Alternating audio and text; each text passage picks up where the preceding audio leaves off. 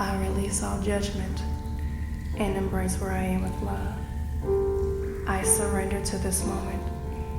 I find peace within. I surrender to this moment. I find peace within. I surrender to this moment. Welcome to the Awakening of Cosmic Souls podcast. And today we're going to be continuing on our journey of the spiritual awakening. I'm joined here with my beautiful co-host, Angel. I'm Shaman Ra, and we are here to guide you on your journey to enlightenment. Hey, welcome in. Welcome back to Awakening Cosmic Souls. So let's jump right into it. Yeah, let's do that. Jump right into it. Let's see what questions we got to answer today. You know, we got some good stuff talked about last week. We really went into what we need to do, how we need to build community, how we can look at the mirror reflection from the other people in our lives and all that good stuff and relationships. Yeah. The last episode, we definitely tapped into what we needed to help us on this journey. And you said community. Right. Yeah. Right. And those mirrors. Those mirrors. Ooh, those mirrors of relationships. Well, look at they show up every day, all day, don't they? What? Every time. Exactly. Yeah. So continuing on from that point with the mirror of relationships, the mirror is showing us what's going on within ourselves, right? Correct. Yeah. So someone's projection is actually what we're actually experiencing within ourselves. And sometimes when we're too blocked off, we can't see our own actions. So what happens is we begin to create a relationship that shows us a mirror of the actions that we're missing, the actions that are deep in that subconscious mind that are creating these loops that keep reoccurring, and people wondering why I can't get my life to change. Why can't I break through this financial bond? Why can't I create the love of my life? Why can't I tap into the career that I want? Why can't I find my purpose? You know, because the subconscious has a serious job. The ego has a serious job, and that is to protect you. It doesn't want you to feel hurt or get hurt.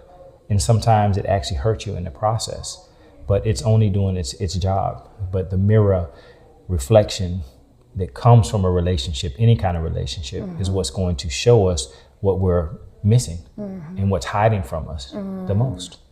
Okay, so let's say we are ready to confront that and we're getting ready to dive in, all in. Okay. Do we need to create a safe space before we begin that? Oh, you better create a safe space. What? But look here, let me tell you something. It's a whole process to this, because it's not just about, hey, you know, there's a mirror and all of a sudden the reflection comes to you and you see it and you don't like what you see. This is something where we have to begin to actually create safe spaces around us, so when that mirror does show up, we can actually receive what it's showing us. And then we can actually have the conversation, because sometimes when we have a conversation, because we see something in ourselves and someone else, or they see something in us that we need to change, and they deliver the message aggressively, we don't receive it. So that's not a safe container. Okay. So when we're actually speaking to people, we need to be able to speak with grace, with loving kindness. The words that come out of our mouths need to be received by the recipient that they're given to. So we have to create a safe container. We have to create a space where somebody's comfortable and they're open and receptive to what's being said. Because when we start diving deep into these deep shadows, what happens is we start pulling up wounds that we put them knucks up, you know, like we're about to guard ourselves. So the ego will step out and physically, no, I'm going to guard myself, and it will lash out. Yeah. So you have to have a safe space, and you have to have someone that's going to give with grace and peace and love in their hearts the difficult experiences or difficult lessons that you need to learn. They're going to provide you with the understanding of the difficult lessons. And it has to be done with grace. So you just can't talk any kind of way and just get it off your chest and just throw it out there. It's got to be given in a way that's going to be received. So, yeah. So, yeah, we have to have a safe space. That sounds like... How is your container? Woo! That sounds like some work. Yeah, it sounds like a little work. Definitely. So my container is safe now. Yeah, my container is safe now. And with my mirror reflections of things that's coming up within myself, I'm seeing people falling off. Right. Yeah. Yeah. And that happens. Yeah. Yeah. So let me ask you this, because this is something people are going to want to know. For you as a woman, what did you need? What aspects of a container did you need to make you feel safe? What dictates a safe container for you? Some type of formula. Okay. Yeah. Good Because deal. you know you're getting ready to make a shift. Right. Okay. You know? Good Yeah. deal. Good deal. Yeah. Good deal. Yeah. So everything is different for everybody. Yeah, definitely. Would you definitely. have a kind of a system that you would recommend that someone have to create their own Of course. safe container? Yeah. So the system that you would have is one where you basically look at yourself. What does it take for you to feel comfortable? What does it take for you to feel loved? What does it take for you to let your guard down? What does it take to feel vulnerable?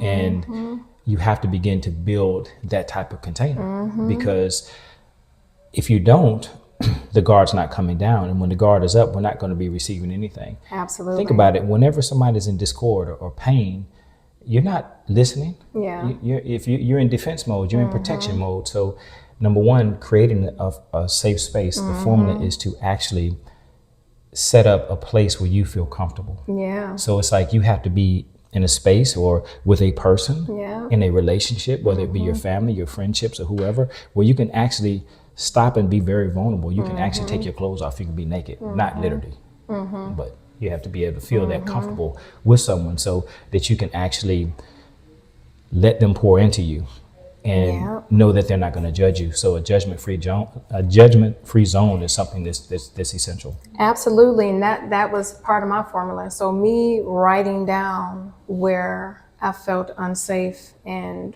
where I felt vulnerable, where my fears were with expressing myself or being shown myself. And so I asked people around me, Right. let me know if I'm tripping. How does this sound? Right. And be honest. Right, Because it's right, so right. important for people to be honest with you. And we Right. all know you can be around somebody for so long and they'll continue to feed your ego because they're familiar with that ego, right, and they're familiar with feeding you what you want to hear. Yeah. You know, and then it's like when someone tells you, nah, sis, you wrong. Yeah. You know what I'm saying? Yeah. Yeah. And then you got to be quiet. Because sometimes you want that ride or die that's going to jump up and say, yeah, let's go roll up on, let's do what we got to do.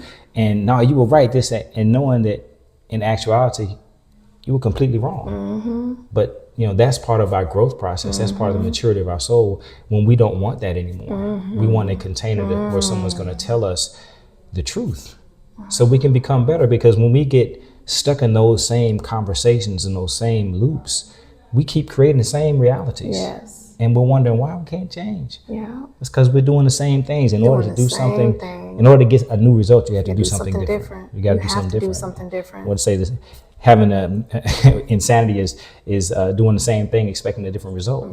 So we got to do something different. You know, as your mind thinketh, you create. So you got to think whatever you're thinking, you're creating in those loops. So if you decide that I want something different, you think different, you create something different, you create a container that then allows you to be vulnerable. And now you got the trust of someone that is your keeper that can say, hey, no, sis, bro, you're not right. You need to check yourself on this one. You know, look at the reality of what you're really doing. Is this really serving you and serving the collective?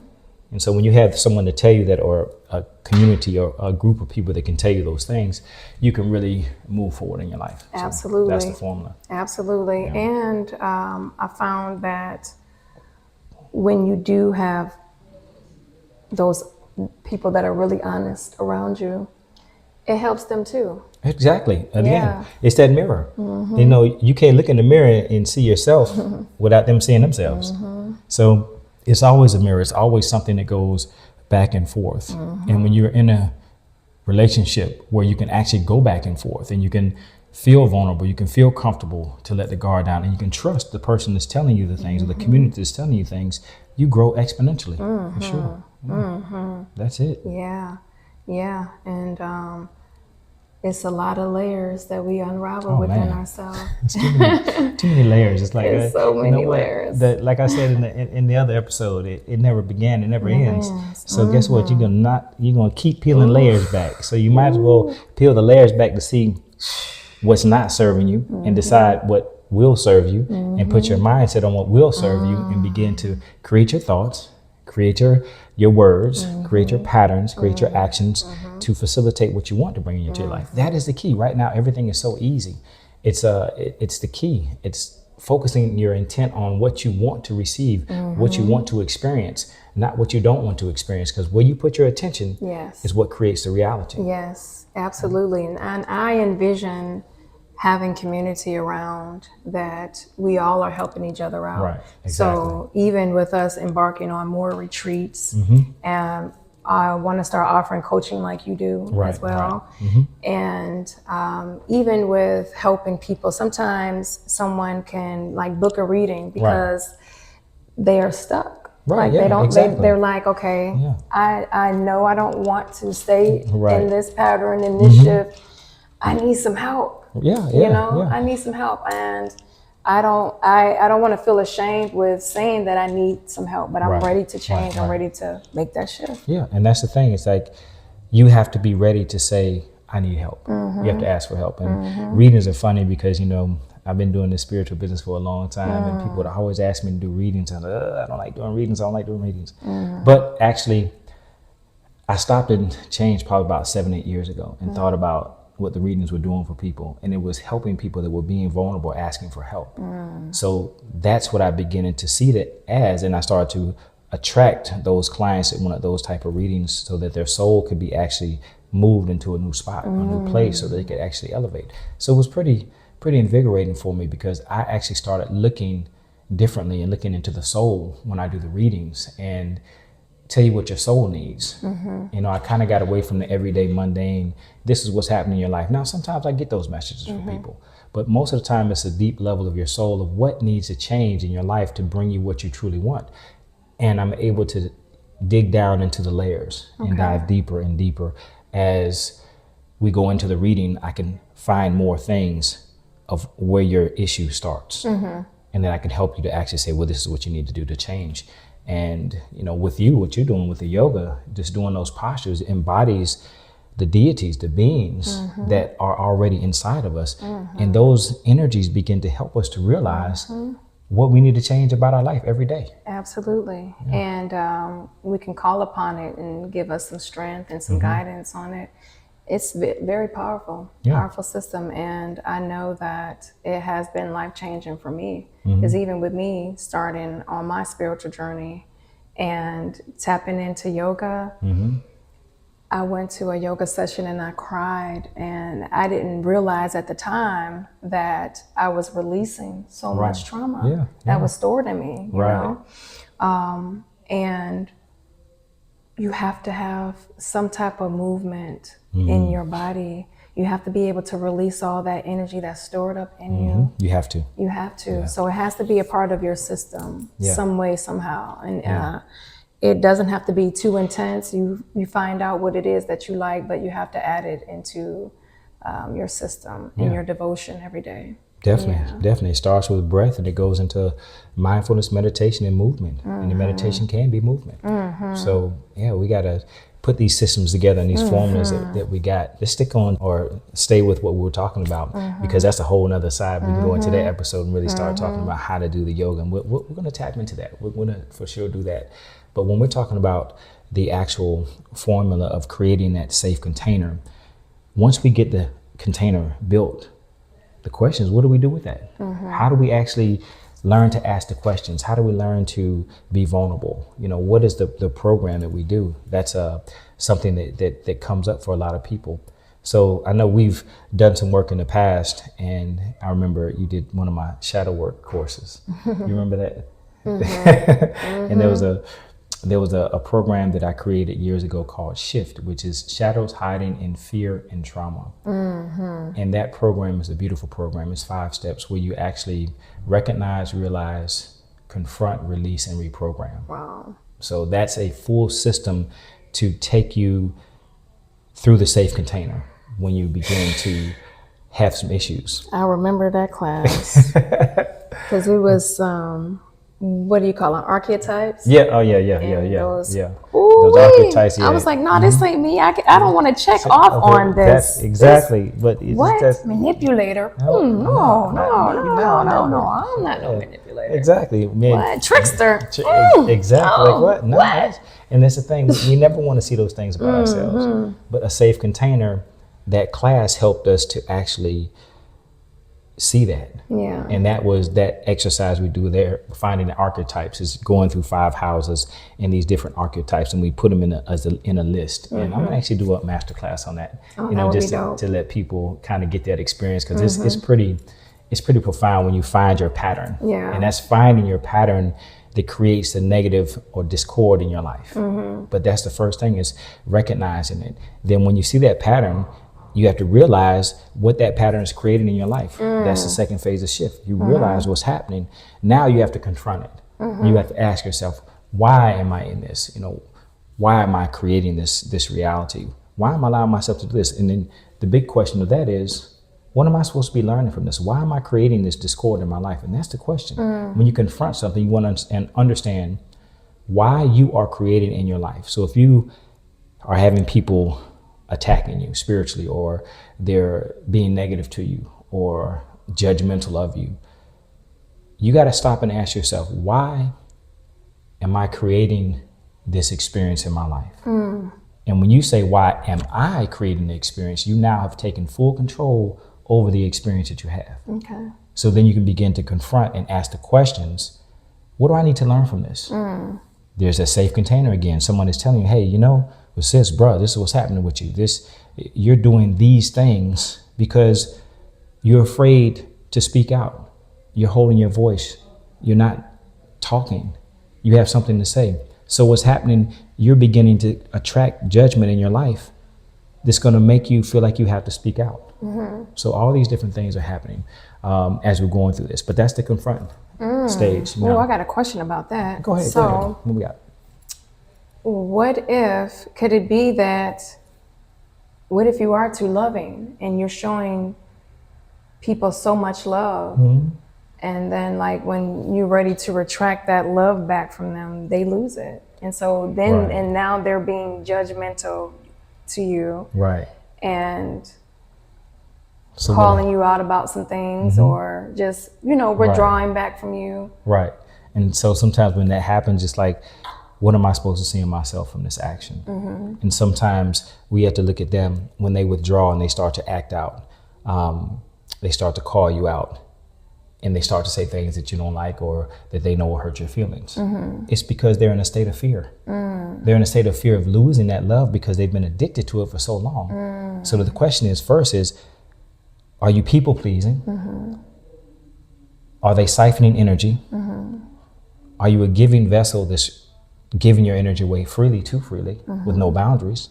That's the first question you're going to ask yourself. And you want to understand if you're giving them so much love and they don't understand how to do it on their own, you've enabled them. So when you pull back, you show all these things about yourself.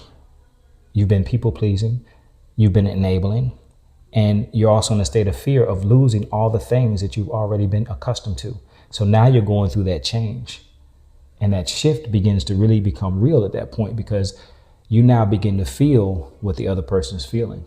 When you start looking at the fact that, hey, this person is pulling back, this person is doing these things, and they're trying to make me feel bad for me making a change for myself. So they're judging me. So now, where in your journey are you judging yourself? Okay, so why would one put up boundaries with love? I thought if you're loving, it should be unconditional. That's a great question. Yeah, because when you talk about love, love is unconditional. But let me tell you the first love. The first level of unconditional love is love of self. So you have to love yourself unconditionally to the point where you're not going to put yourself in harm's way. So loving unconditionally isn't putting yourself in harm's way. It's not people pleasing. It's not doing what you don't want to do. It's not sacrificing. And so many people say unconditional love, you're supposed to sacrifice. No, you're not. You're not supposed to sacrifice. Okay. It should be an equal flow of the person and the people that you're actually giving the love to. Well, we So- see that a lot with mothers and their children, and even that- with your husband, Right. and, you know, just And that's why the mothers discord and fathers. and that's why the discord happens. It's because you have a mother and a father, and the mother pours into the children and outs the father, forgets the father. Well, the love of the mother and the fathers will create the children. The love has got to stay the same between the mother and the father and be poured into the children as one. So you can't just forget one, because a lot of times, and not the other, but a lot of times in relationships, what happens is when you have the children, the father goes off and works or does whatever. Some people are good fathers, some people are not, you know, no judgment. The father goes and does their thing. The mother feels abandoned. Right. The mother feels left to do everything. Right. And so that at that point, the voice needs to come out from the female to say, look, I feel like I'm doing everything. The male needs to step up and begin to help where the male can. And then the male begins to start pouring into the child, pouring into the woman, because when the woman is poured into by the male, the woman has the capacity to be the best female, to be the best mother. But when the mother has to be the mother and the father and hold so much weight, they're not going to be the best for the child. Right. And then it's going to wreak havoc on everything, you know. Happy wife, happy life. You know, you hear that, Right. you know, but it's the truth. The mother holds so much responsibility with the nurturing. The father, the masculine energy, has to provide that covering, that protection, that container where that mother can be the best version of themselves for the child. So I hope that answered the question. Yeah, that is, that's so real, because somewhere someone is getting less. Yeah, and that's where the problem comes. But you have to continue to, as a family, you need to give that love to husband and wife. And then both come together and they want to feed into the child. But when one feels left out, one feels that they're not getting something, then that's where the discord begins to happen. And that's because we just fall into everyday routines. But this is where we need to be starting and understanding before we even get into it. And all this is the confrontation. This is the confronting stage and shift. Well, I will say that I thought me sacrificing a lot of things so that my child could have the best life was what I was supposed to do, so that he didn't have the life that I experienced. So it was whatever I had to do to sacrifice so that he did not have to go through what I went through. And it was like, okay, you have to do this, you know? So I didn't know any better. And that's all right. We're here to learn. Here to remember, rather. And the thing about that, you got to look at it, and this is what we always forget. We're projecting on our kids what we didn't have. And sometimes the kids don't even want what we're giving them. What? They want something totally different. They want something simple. They want something here. But we grew up in a state of lack. So we're like, no, we got to do this. We got to do the best of this with the best of that. And they're like, nah, you know, mom, dad, I don't want this. You know, I really want to just go play with my friends. Give me a little regular bike and I can do whatever. No, we got to get you the best bike. We got to get you this. But that's because we grew up in lack. And all we're doing is projecting, and it's okay. That's part of our learning. And it's a phase that we have to go through to build to that place. And then it's about self-sacrifice. And we feel sacrifice is what we're supposed to do.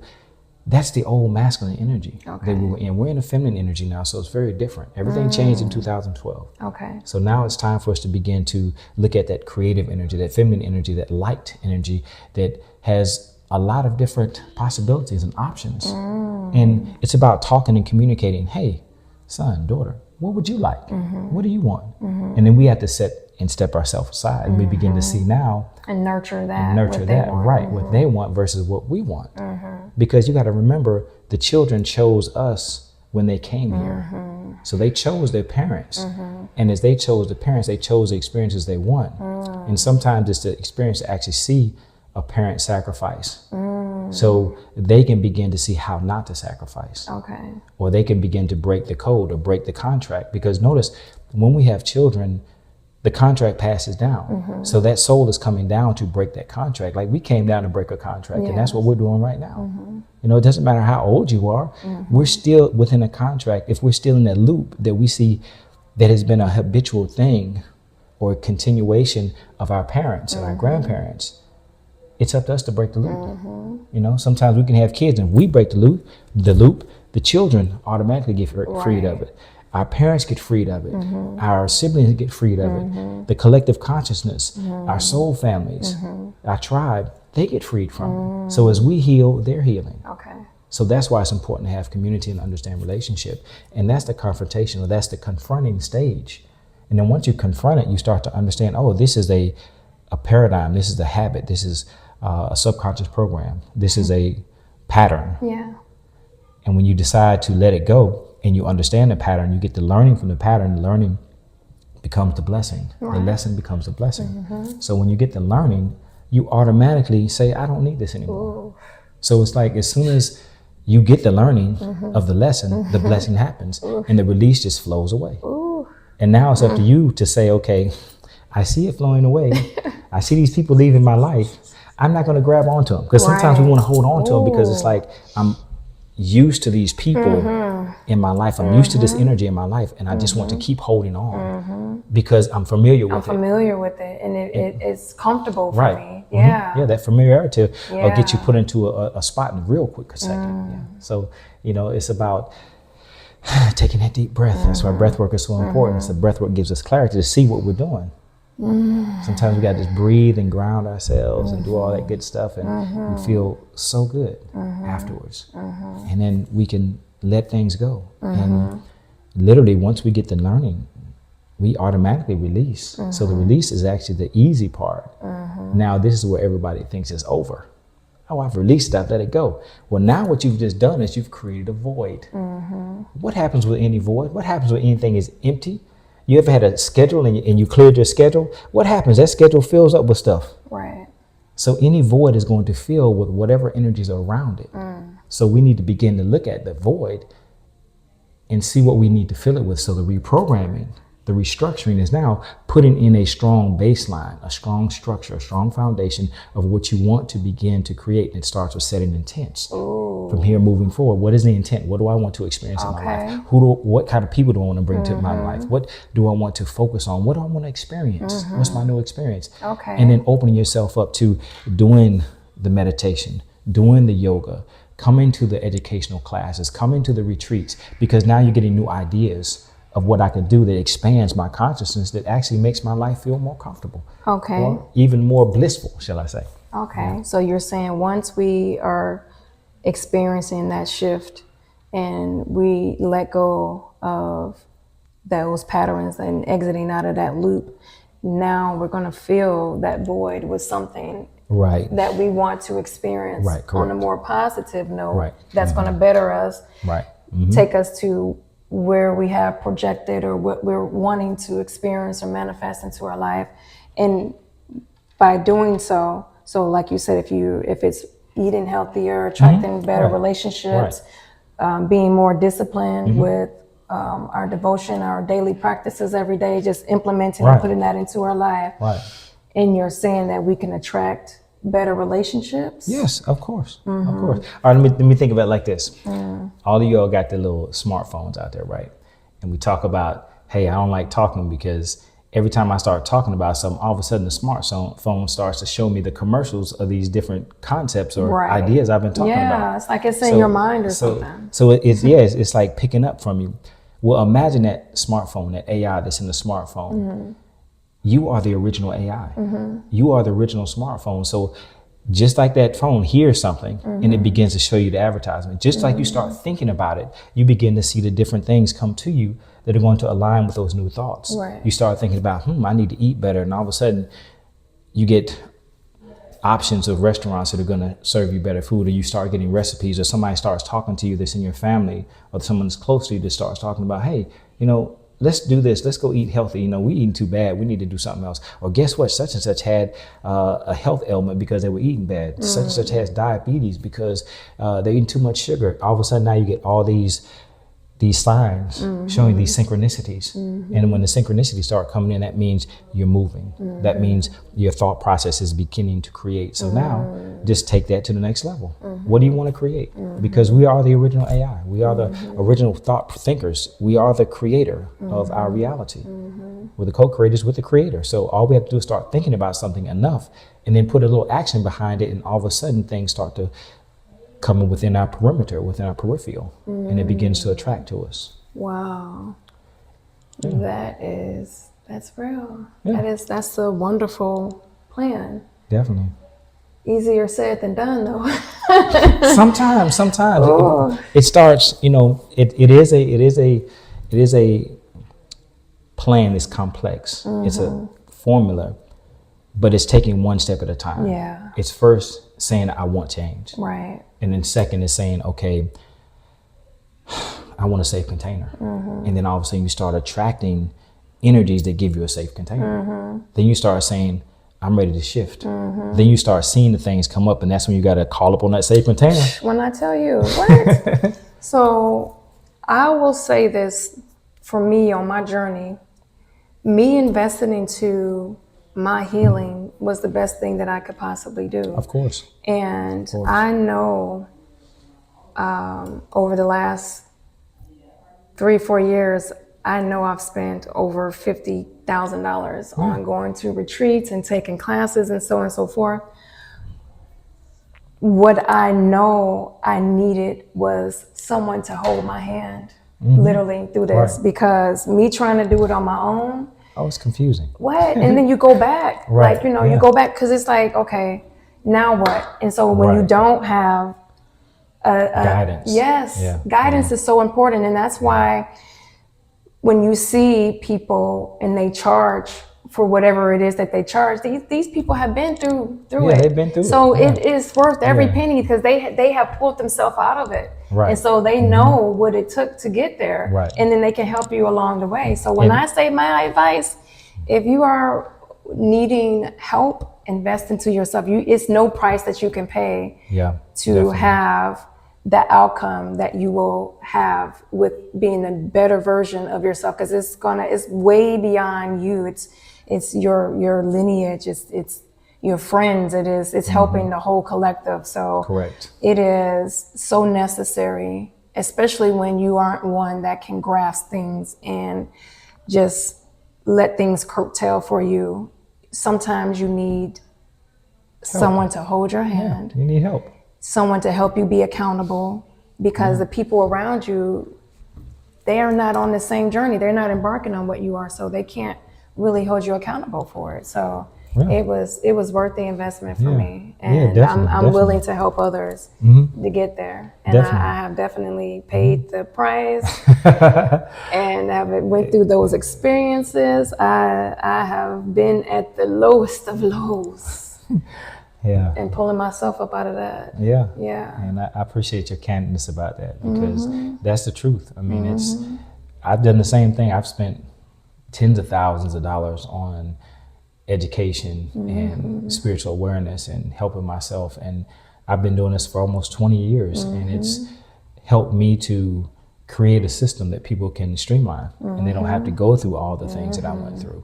And it's a beautiful thing. And even with our foundation, Awakening Cosmic Souls and Cosmic Souls Foundation, that's what we're trying to do, is create the funding so that we can help people go through these programs and processes. Yeah, it's almost like a shortcut. Yeah, it is a shortcut. Definitely. Because who wants to go the long? No, I'm not gonna say who wants to go the long route, but if you could take a shortcut, you're gonna take the shortcut. Exactly. It's like that medicine. You take that medicine, the shortcut. We're not gonna get into that. But yeah, it's a shortcut. It's really taking the time to reach out and have someone to come in and help you. And we all have mentors. I mean, I have a mentor, so it's like we're never too big for that. That's right. We always have to keep striving to become better and better and better. And there's always somebody out there that's bigger and badder than you, that knows a little bit more. And you have to be okay with that and enjoy that, because when I find someone that does know more than me, I'm just like, let me just gravitate to this person, because I need to learn and absorb. I'm a life path 7, so that's what we do. We absorb, and we love to learn, and it's all about spirituality. It's all about wisdom, gaining more wisdom. So the more wisdom I can gain, the more I can impart to other people and help them, so they don't have to go through these 70 steps, and it can be 3 steps, 5 steps.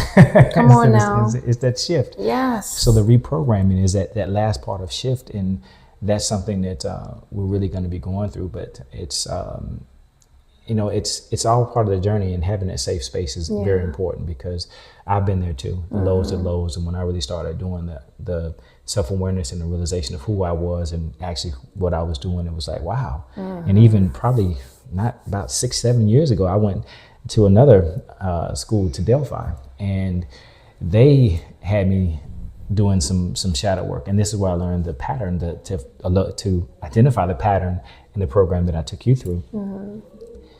I remember I was in there like, well, you know, I don't really have these things. And it's like, and the teacher looked at me and said, look, stop spiritualizing and be honest with yourself. And as soon as I started doing it, I was like, oh, ooh, Lord, I'm that, you know? And for me, it was controlling. I had to really be in control. Okay. But control is something that shows that we're afraid of something, and it's fear. Okay. So I had to start to face that, and I started to really go deeper into it. And like I say, it's levels to this. It never stops. And we start going deeper and deeper, and we find out more about our personality. And the more we begin to now accept that personality, because that's the other part of unconditional love. It's loving yourself, every part of yourself, even that part of yourself that you didn't too much like. And once you begin to love that part of yourself, then you can open up and start to create the bliss that you want to create. Then you start creating so much bliss, and you're like, I want more. And then it's like, there's another block. Okay, now you got to go back and do it again. Right. You know, you got to go back and look, okay, where is this coming from? You ask. And that's the thing. We have ancestors, we have spiritual guides out there that are waiting for us, angelic beings, angels that are out there waiting for us, saying, help me. Yeah. You know, they're saying, help me help you. Yeah, by absolutely. asking. They're literally just saying, ask me and I will help you. I will give you the answers, especially during this time where the veil is thinning so much. And the veil is the 3-dimensional and 5-dimensional. It's the physical reality and the spiritual reality. The veil is becoming thin. When I say that, that means the spiritual reality, the spiritual beings can come into this physical reality a lot easier, or we can go to them and get information, and we can begin to create the life that we want to create according to our highest sovereignty. Well, we're going to definitely have to make that a whole episode there. Yeah, for sure. And the vision and just the real purpose of creating awakening cosmic souls is we come here on this earth, and a lot of us forget that we're spiritual beings first. Yeah, say it again. You know, we're spiritual beings before we're physical human beings, and we have to be reminded of that. And so it's so important to be able to have some help along the way, because when you're going to have some issues, and it's going to have you question even existing here on this earth anymore. And being able to tap into that extra powers that we have is so important to be aware. And how do you get to get there and use them and without abusing them? You know, so I just am in extreme gratitude for being able to have another episode. Exactly. And I can't wait. I'm looking so forward to the next one. Exactly. So I want to thank everyone for joining us on this episode, and tune in for the next one. It's going to be mind-blowing, the next topic that we think of, and the goal is helping and assisting everyone on this spiritual journey collectively, definitely. Well, I just want to say thank you all again for joining us. Stay tuned for the next episode as we dive deeper into the spiritual journey through self-awareness, through meditation, through movement and breath. Peace and blessings. Peace and love. My body is my temple. I nurture it with love and respect. My body is my temple. I nurture it with love and respect. My body is my temple. I nurture it with love and respect. My body is my temple. I nurture it with love and respect.